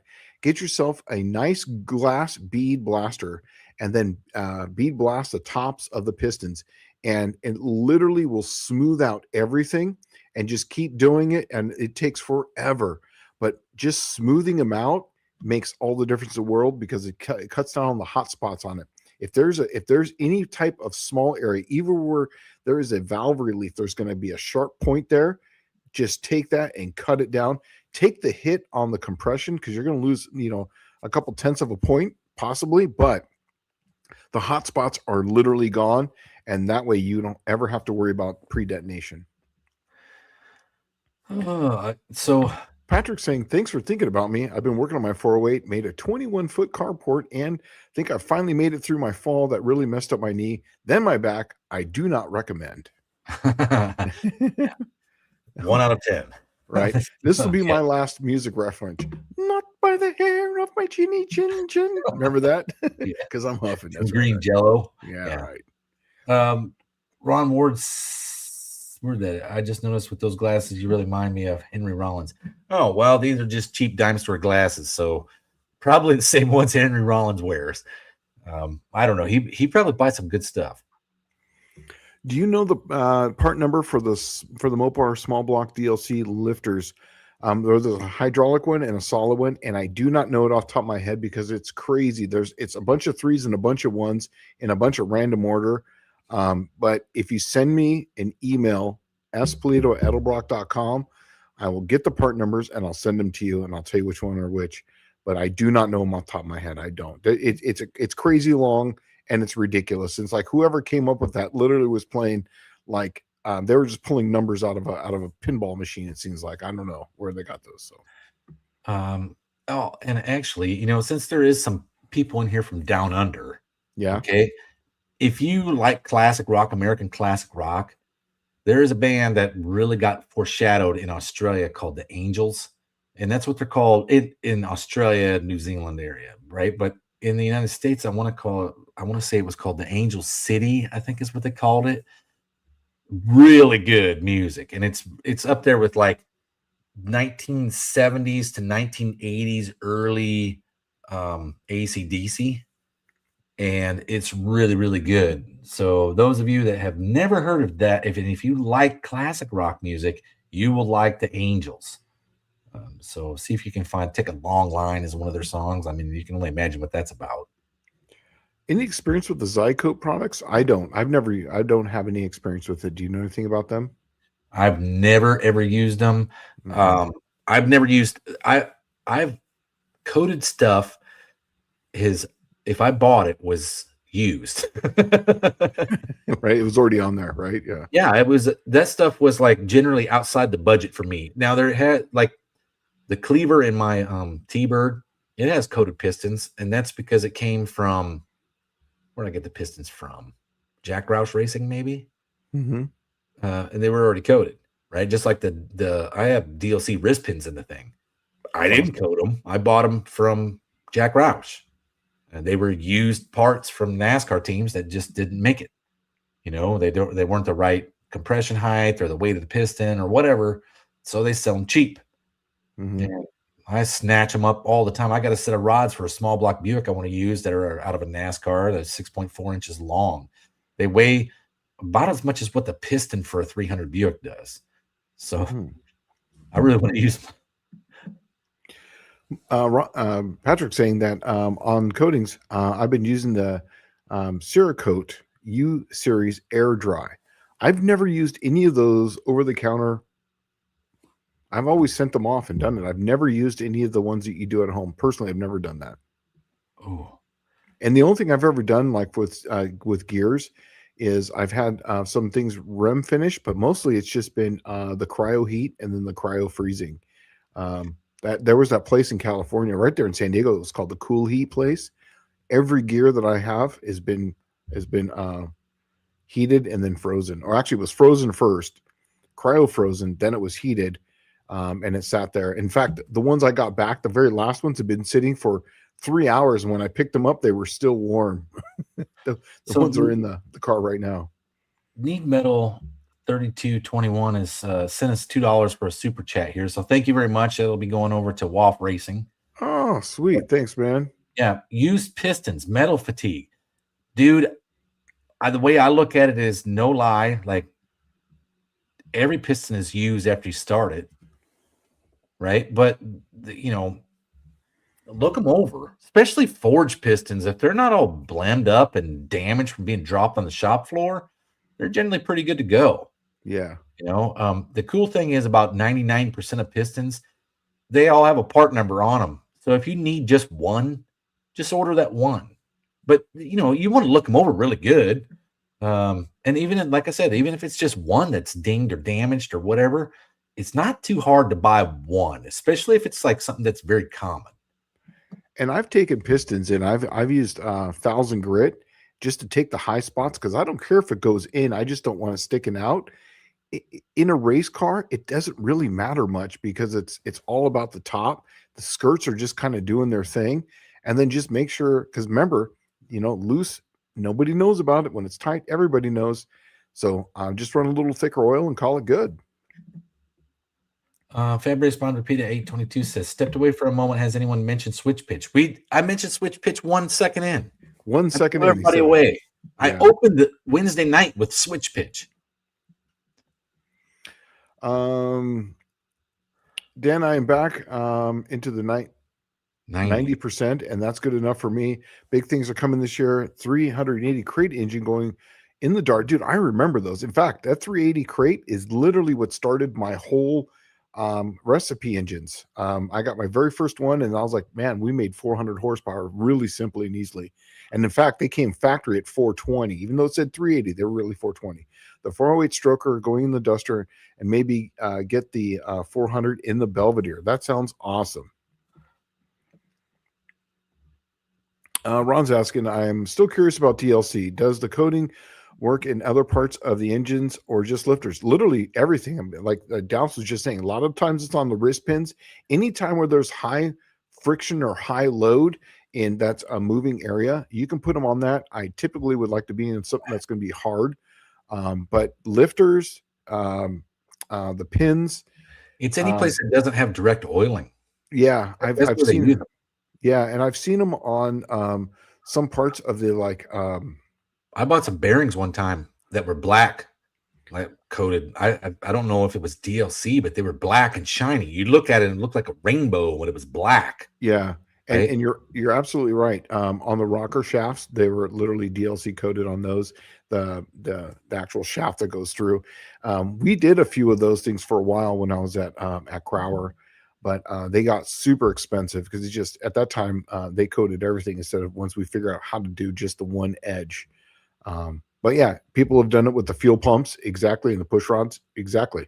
That the people they do that literally. If you look at a 2000s NASCAR engine, what's trickling down to the market right now to the common guy is literally what was available in NASCAR in the mid 2000s before they went to rollers, before they were allowed to run rollers. That's literally what you guys are getting. Danny Boyd saying Vilify is looking for a Turbo 400 switch pitch stuff. He wants to build it in a Chevy case. All right, so the easiest, simplest way to do this is not every Buick had it. It was an option. Not every Oldsmobile had it. It was an option. No Pontiacs ever got it, and every single Cadillac had it. So 65 to 60, or actually 64 to 67, Super Turbine 400, nailhead bell housing Buicks generally have it because that'll be what was in a Rivy. But also Cadillacs had it. So have Vilify look for Cadillac transmission 64 to 67. After 67, switch pitch went away. I didn't see that one. I don't see where that one's at. I'm sorry. It's at 824. Oh, okay. Yeah, I'm above that one. There was actually one right here. Dylan's asking, what is the longest connecting rod you have ever seen in a car truck engine? Oh. I made a 14-inch rod. It was in a for a diesel application. I think it was a Caterpillar or something like that. It was a 14-inch rod. And then I believe the longest rod that I've seen in a car was, I think it's a Model A. I think, Yeah, and they're really, rod.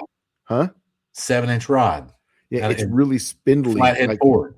Yeah, as far as factory, I used to make 7.1-inch rods for Mopars and a few other ones, and that's common. But as far as one that looks really odd, it's on a Model A, and they would actually put strokers in those, and they would raise the pin height, and they would actually make them even longer to cut down on the weight of the piston. They'd make that thing really small. Yeah, they're actually really odd looking. Patrick's saying that he's really thinking about doing cryo on the X Block. Yeah. I did that. It actually was called Cryo Heat, was actually the name of it in San Diego. It was actually really, really, really bitching. Dude, I watched them at that same exact place how to do that stuff.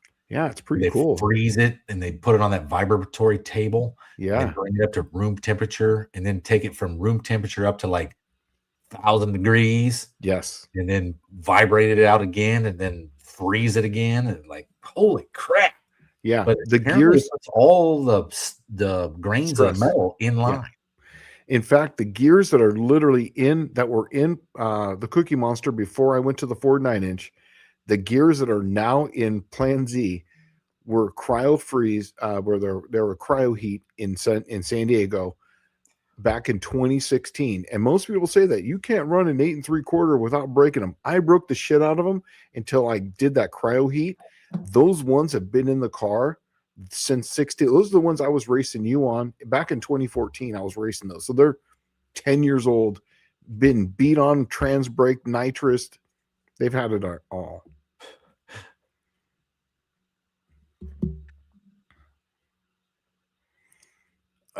Did you get this one yet right here? Yeah, that's what I was talking about. Okay. Yeah. Shane, have you had any experience with deburring, polishing, connecting rods, and or crankshafts, abrasive vibratory bowl tumbler? How I've done that is literally I will put them in a mill to take off the pads. I do not use a sander. So the pads that are above and beyond and on the back, I will use an end mill sideways and I cut them off that way. And then I use I've done a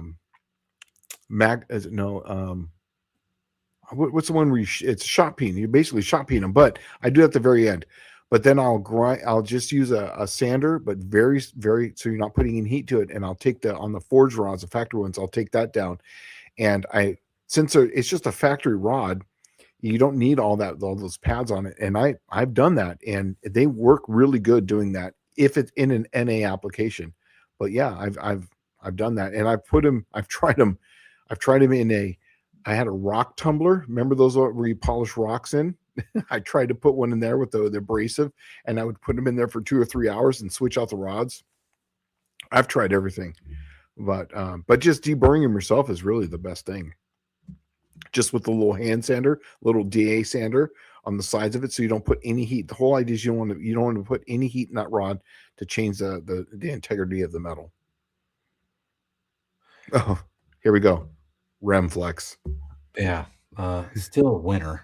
Wish they would actually come on and sponsor the show, because I mean we plug them for purpose, right? Best damn gaskets made. I agree. In fact, everything's got mine on it. Even the Cookie Monster's got some Remflex on it. I love them. They were Lumpy good. Wi-Fi B says, does anyone remember Arco graphite infused motor oil? I do not. I do not. I just remember Slickum 50. Slick 50 was cool because like that commercial that they did where they drained the oil out of both the slant sixes, right? That was conventional motor oil versus Slick 50. And they're pouring the rocks and the sand in the top of the engine. And now that I know running like, but now that I know what engine it is, I was like, you didn't do anything. It's a Slant 6. Like those things run with no oil pressure from the day they're bought. Yeah. I mean, they literally had low oil pressure. If you didn't know that, Slant 6 is notorious for the oil light indicator coming on at an idle at stoplights. And that is on the oil pump. So just remember that. That's flickering at the oil pump, and that's on the pressure side, literally this far from the filter. So that's telling you what you need for oil pressure, right? Yeah. Literally none, as long as the volume is okay. That's correct. You think he found the DLC lifters, but couldn't find them on the comms website. Yeah, I don't know, man. I don't keep up with that stuff. I'm just a stupid engineer there. So that's what I do. But I do like this. Patrick says that the 380 horsepower crate he bought crazy cheap, and it had less than 1,000 miles on it. That is awesome. I would love to get one of those again, because there used to be so many engines of those things, and they were cheap. At the time, they're like $2,500. I think 3,000 back then, early 2000s. I could never afford one at that point, but there was people who wanted more power out of them, so we were doing some things to them. And then that's when I found out about these recipe things, and I was just cooking them out. But there was a bunch of videos or actually magazines on these at the time that they put them on the dyno, and they were making almost 420 horse, 410 horse, and they claimed 380. So that's a pretty stout little animal right there.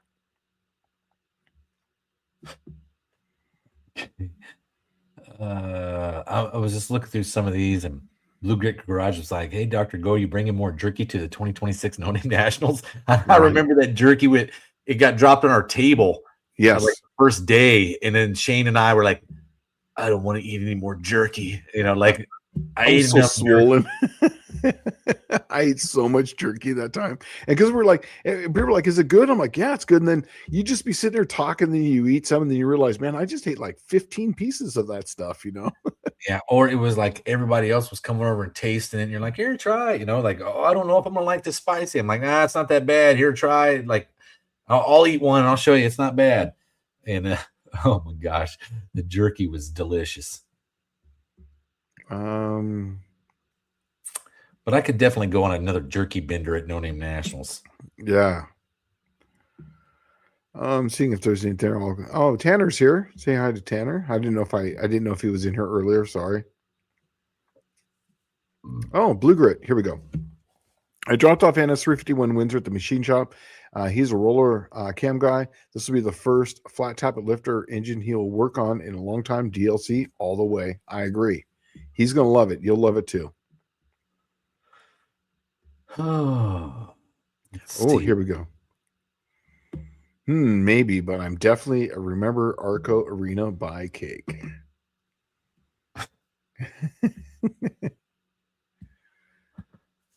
Yeah, so everybody's starting to reminisce about the jerky now. Right? Yeah. Yeah. I remember I was a parts jockey for a little while there at a Chief Auto Parts. And we used to have a Slick 50 display up there, and it was like all this Teflon. You would shake it, you look at this Teflon. And then I started learning about chemistry, and I realized how hot something has to be to adhere Teflon to metal while suspended in oil. All right, so let me say that again. Adhere Teflon to metal while suspended in oil.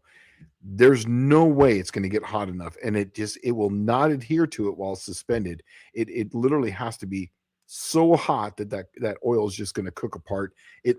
We did some tests on them where you just ran it through a little, and it all goes right into the filter and just gets collected in your filter, and that was that. It literally was synthetic oil with PTFE plastic, whatever Teflon in it that would just clog up your oil filter. Dude, that just reminds me of I don't know, those displays that used to be everywhere, like the Lucas Oil Stabilizer, that Slick 50. But like my favorite one was the MSD Ignition at Super Shops. Yes. Where it was like you push the button, it's like, and you're like, holy crap, that's some serious ignition. And then you would see how big the gap could get, remember? Yes. Like you would play with that thing and see how big you could get a gap on it. Yeah, yeah. And it was like throwing, like when you watch The Green Mile and he's like, what does he say? He's going to ride the lightning. That's what I think of is that right there. When you're riding the lightning, because there was literally lightning bolts that were blue coming out of that MSD coil. Ron saying we put a 380 horsepower crate engine to our 62 Valiant. Best ET was 1188 at 112. Totally impressed. I agree. I put one in, another person who could afford it, into I think it was a 67 Dart with that bastard year. And he ran into the 11s also in that car.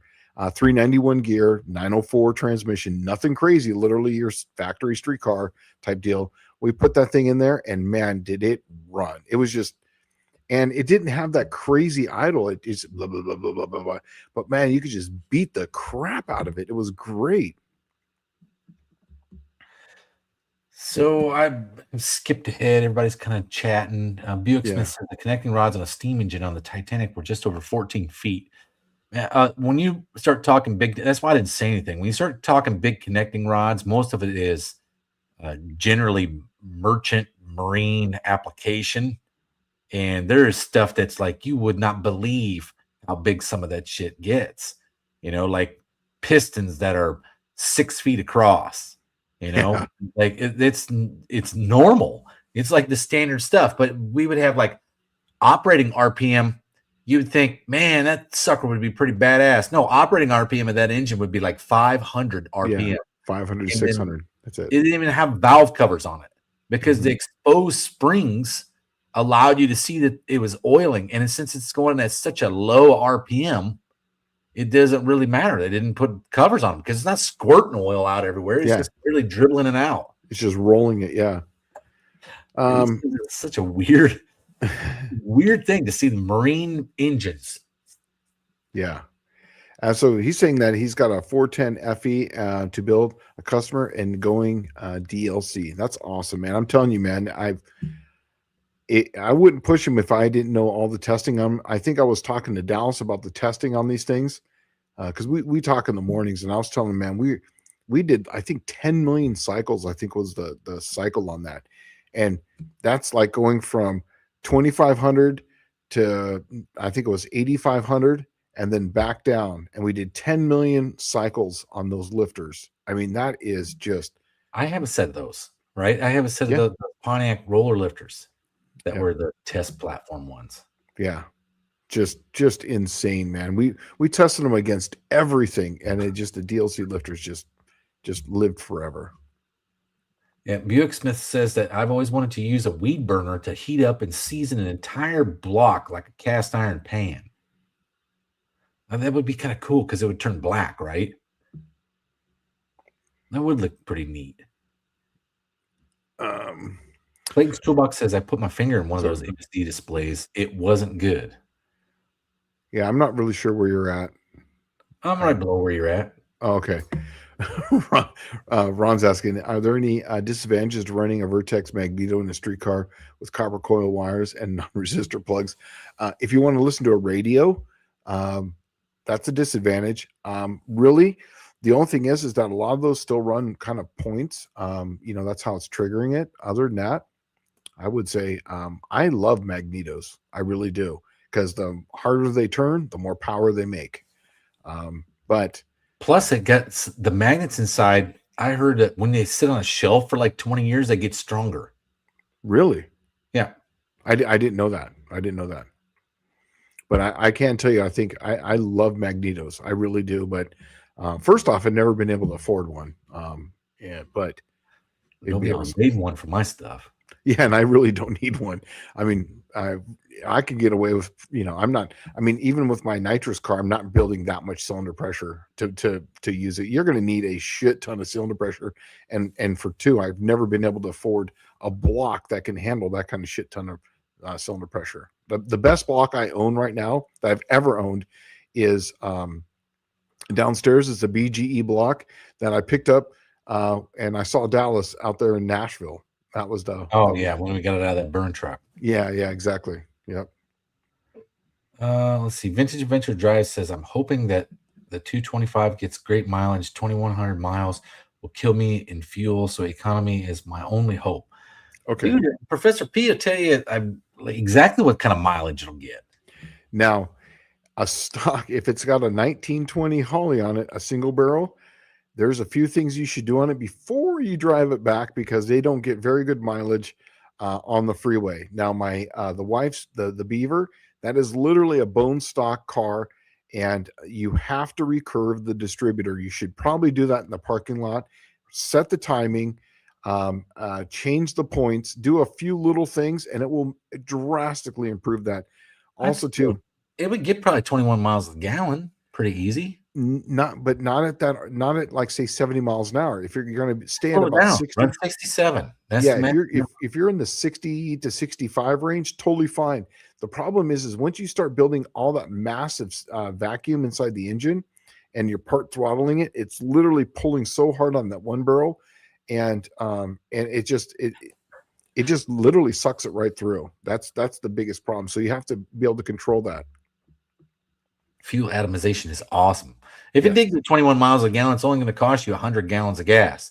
So that's like, what, $3.50 pretty much as an average. Yeah. So you're going to spend $350 getting back 2,100 miles. Yeah. My guess is it's probably because it's been sitting a while. The valves haven't been. Here's another thing, dude. Adjust those valves before you even leave. Just the valves. Do it 11 and 21 is the best cold. Do 11 and 21. 11 on the intake, 21 on the exhaust. Do that first, and then change the oil. Do a few little things like that, and that thing should be fine. Try to keep it under 65, depending on your gearing, but I would try to keep it around 65 if you could. Clayton's Toolbox says, I need valve cover spacers for a big block Oldsmobile, but they're like $200. Seems a bit high. I want to use the stock valve covers. Any cheap ideas? I got some really cool stuff coming up for my small block Buick that I bought off of eBay. That was a spacer. I don't know if you've looked there, but mine were about that price. Racer Racing Dallas, the magnetic charge weakens over time. They can be recharged. Once again, I don't know. I was always told the rare earth magnet ones get stronger. I mean, yeah. Dylan Levi saying, if anyone has a mild hydraulic roller camshaft for a big block Chevy, let me know. Looking for a one to put in my grandfather's jet boat. Oh, What dude, kind of RPM range are you looking for? Just send me a text with what you're looking that's for. like almost an RV cam kind of application, isn't it? Because they It- make all their power like at freaking 4,500 and just stay there. well, it depends on the impeller. If it's an A impeller, then 4,500 is the number. But if it's like they have like these hybrid impellers, like an AB or a BA, depending on Oh, what really? yeah. So and then also too, if it's got a ride plate on it, or a shoe, and whatnot. I've done a lot of jet boat stuff. So a shoe actually loads the pump. So if you say you have like an engine kind of like a Buick, right, that makes a shit ton of torque. So you'll have an A impeller, so it'll go up to like say 4,800 RPM. And then as you get going and it starts shooing in the water, so that way it's not cavitating, the RPMs will actually come down as you accelerate because it's That's loading the floating. pump. Yeah. It's Okay. loading the pump, and it's awesome. So I used to use a shoe, and they go by degrees, like 1, 2, 3 degrees, and then I had a ride plate, had a Dominator pump with a droop snoop on it, and I had a big block Chevy engine in it for forever, and we threw the crank out the bottom of that thing one time. So oh man, stories. Most of the parts are on board. Says, so would running a magneto with copper wires and non-resistor plugs create enough EMI to wreak havoc on the guy in the other lane with an LS and EFI? Strategizing. I, Um, I would have to say no. no, it's Uh, usually immediate. It's just right there. It's within usually in the 6 feet. same, huh? Yeah, it's within 6 feet Yeah, of yeah. your of your I don't know material. the exact number, but I do know on the vehicle, if anything's plugged into that electrical system or close to that electrical system, absolutely. You know, So and I've you heard can it on actually walkie talkies. I've heard well, it on walkie talkies. you can mathematically figure that the Yes. distance on that. But generally, the rule of thumb is for HFI, or high frequency interference, is 6 feet from the created noise. Yeah. Now you can put a shielding wire on that stuff and get it down less. But it sounds like to me you want to buzz out the LS and the EFI in the other lane. Oh, so he says the new Scamp has a Weber 3636 carb on it, so that is a progressive. That's awesome. A Super 6 intake, Dultra dual style exhaust, milled head, and a stock bottom end. Perfect. You're going to you'll probably get better than 21 miles to the gallon then, because the Dultra dual style exhaust means that the back three come to the factory port and the front three come to a different port.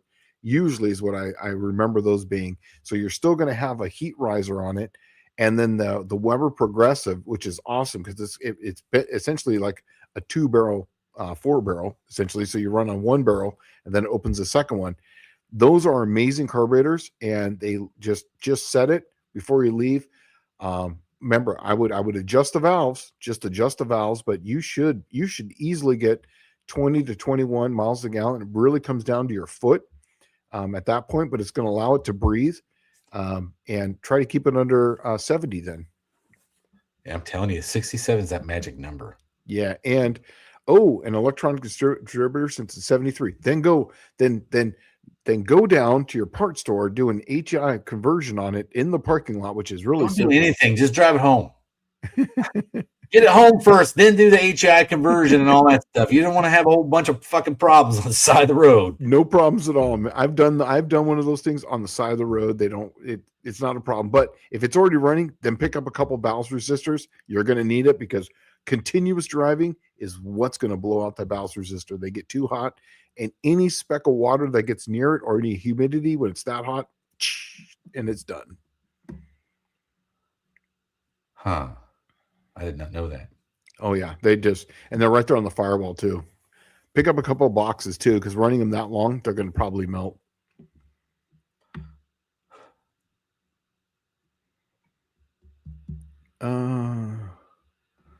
Oh, Dizzy say change the oil and service my diff in the Ram yesterday. Ready to come down and see a shade. Okay, this weekend I'm going to Dallas, Texas, and it's the twins' birthday, and we're going to be going to Six Flags. So it'll probably be the weekend after, or you can even come down there a week. It's fine with me, but I'll be gone Friday, Saturday, Sunday, Monday, Tuesday.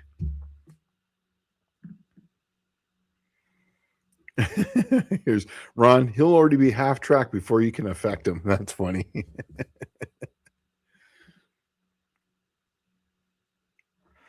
Oh man, I'm looking forward.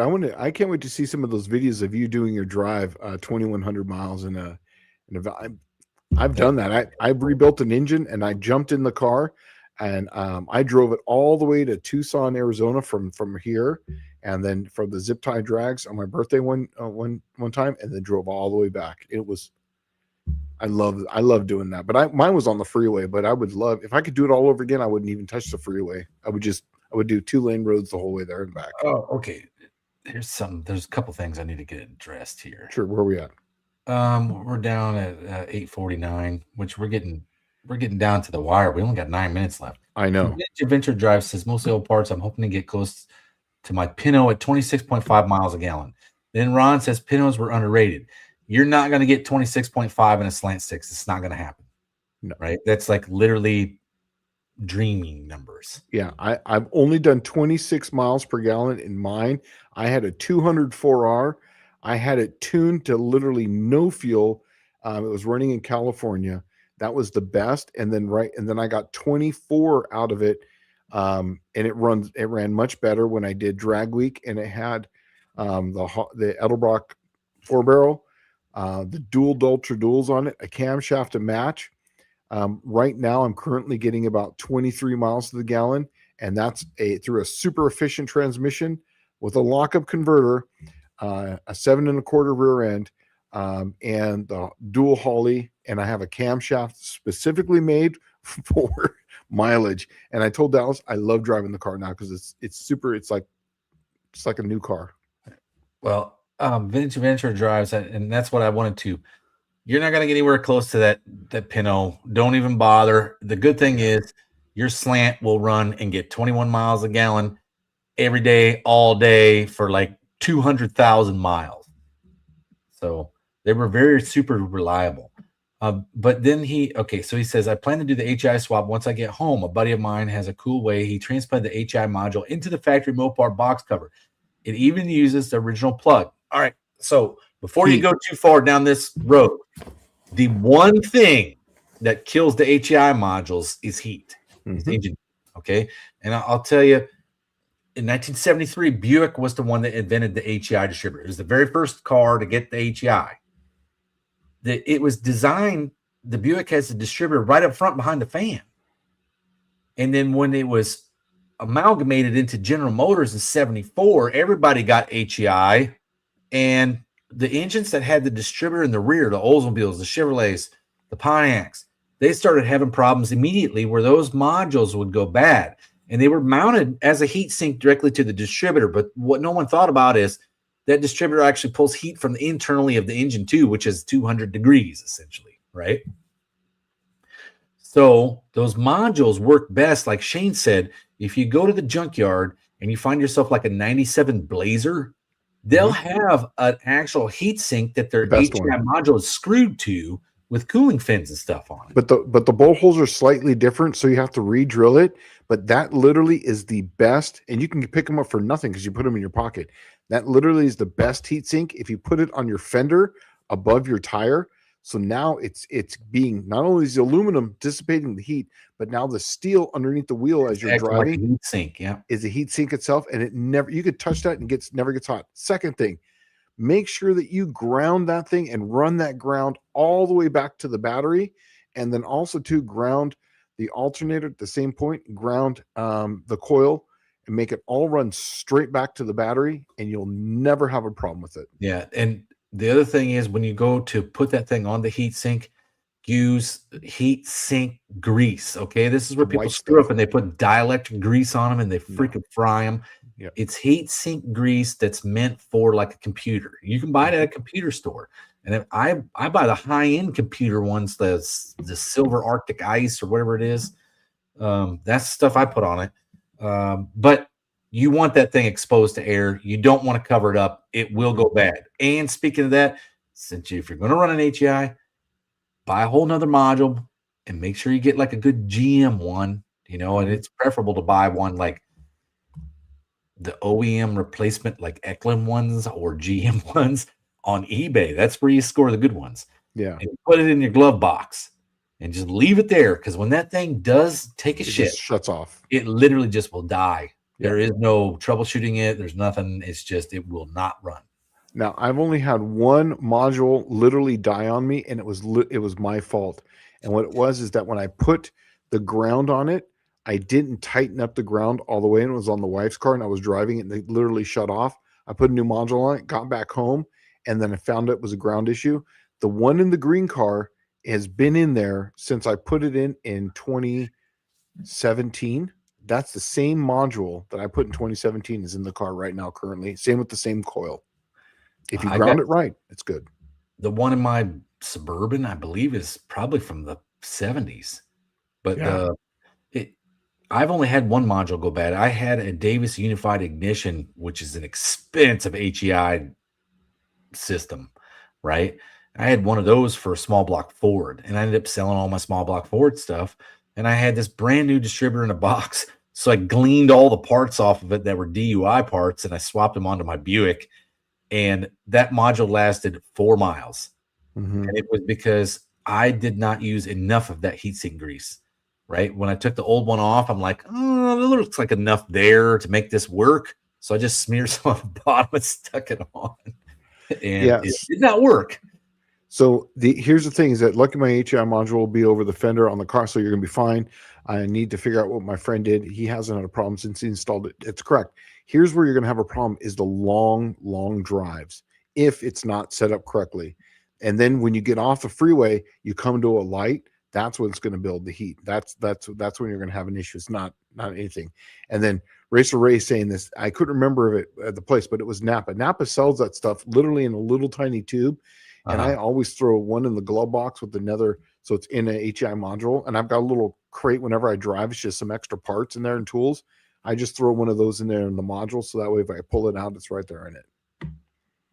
Yeah. And see, that's what Ron Ward says here. Buicks and Cadillacs were the only good GM engines due to distributor locations. Changing points on a 71 Chevy K10 sucks. That was the whole reason the HEI even came out, was because of that right there. And yes, and I saw Tanner says the ugliest distributor ever made. It may be, but I'm going to tell you something right now. That thing was so revolutionary when it came out. Every distributor made after that has HEI terminal caps, right? HEI was literally the first one. And then I've noticed in the 90s was HEI and non-computer controlled quadrojet, and you had a shitbox 80s car that could go 100,000+ miles. You got rid of all the dumb stuff. So what he's talking about, have you ever seen the Chrysler ignition boxes? You ever seen one of those? Yeah, the orange ones. Yeah, the orange ones, but they have that massive heat sink that's on them. So what they do is they turn them around inside there so that the back of the HEI module is on the heat sink. Here's the only issue is that sometimes they'll put that module on the firewall.